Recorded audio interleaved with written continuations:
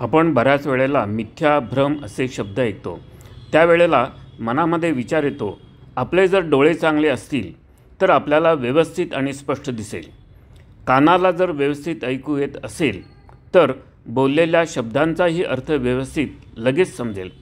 स्पर्शज्ञान जर व्यवस्थित असेल तरीसुद्धा लगेच आपल्याला त्या वस्तूचे ज्ञान होईल. असे सर्व इंद्रिय व्यवस्थित असताना भ्रम कसा होऊ शकतो? कान, नाक, डोळे, त्वचा व जीभ या इंद्रियांना वस्तूचे ज्ञान शब्द, गंध, रूप, स्पर्श, रस या माध्यमातून जसेच्या तसे होते. हे मिळालेले ज्ञान मेंदूच्या टेम्पोरल लोबमध्ये येते व या ज्ञानाच्या माहितीनुसार फ्रंटल लोब निर्णय घेते. याप्रमाणे कृती होते. मग भ्रमाचे मूळ कोठे आहे?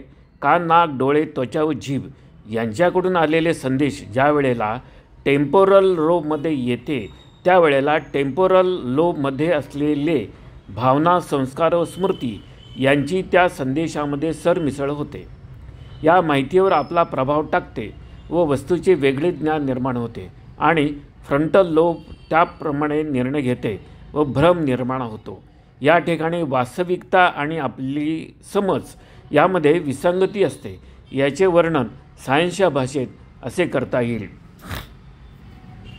In conclusion, the frontal and temporal lobes, along with other brain regions, work together to shape our perception, memory, and emotion. These cognitive functions are interconnected, influence how we interpret the world around us. म्हणजे शब्द, स्पर्श, रूप, रस आणि गंध तसेच सत्ता, संपत्ती, यश, कीर्ती आणि प्रतिष्ठा हे जे आहेत यांचा अधिपती जीवभाव यावर मन आणि बुद्धीने विवेक वैराग्यरूपी अंकुश वापरून इंद्रियांना पारमार्थिक मार्गावर ठेवावे. शम, दम ही साधने विवेक वैराग्य आदींना उपयुक्त आहेत. शम मनाला आवरणे विवेकयुक्त विचार करून, दम इंद्रियांना आवरणे वैराग्ययुक्त विचार करून. हे वाचायला सोपं आहे पण कृती करायला कठीण आहे. श्री गुरूंच्या कृपेने सहज, शक्य व सोपे आहे.